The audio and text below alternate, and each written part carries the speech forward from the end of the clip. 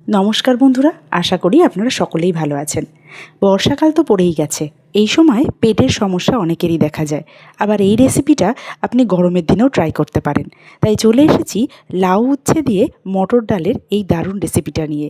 এই ডাল শরীরকেও ঠান্ডা রাখে, হজমে সাহায্য করে, আর ডায়াবেটিস রোগীদের জন্য এটা দারুণ উপকারী। এই ডালটা বানানোর জন্য মটর ডাল আগে থেকেই ভালো করে ধুয়ে প্রেসারে সামান্য পরিমাণ জল, একটা তেজপাতা আর একটুখানি লবণ দিয়ে একটা সিটি দিয়ে নেব। এবার আমি সবজিগুলোকে ভালো করে কেটে নিচ্ছি। এই ডাল বছরের যে কোনো সময় করে খাওয়া যায়।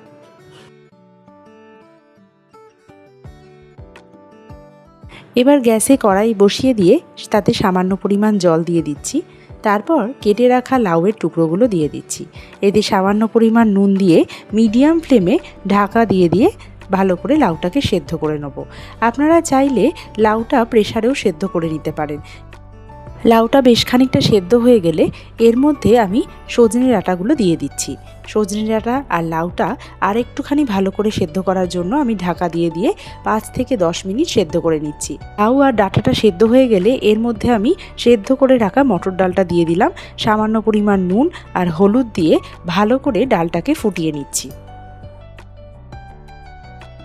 ডালটা ফুটে গেলে আর একটা পাত্রে ডালটাকে রেখে ওই কড়াইটাই ধুয়ে আমি সামান্য পরিমাণ তেল দিয়ে উচ্ছেগুলোকে ভেজে নিচ্ছি সামান্য পরিমাণ নুন আর হলুদ দিয়ে। উচ্ছেটা ভাজা হয়ে গেলে ওই কড়াইতেই আরও সামান্য একটু তেল দিয়ে সেখানে দুটো চেরা শুকনো লঙ্কা, দুটো তেজপাতা আর সামান্য পরিমাণ পাঁচফোড়ন দিয়ে ভালো করে নাড়াচাড়া করে নিয়ে আমি দিয়ে দিচ্ছি 1 চামচ মতন আদা বাটা, আর তাতে হলুদ গুঁড়োও দিয়ে দিচ্ছি। দিয়ে ভালো করে মশলাটাকে কষিয়ে নিচ্ছি।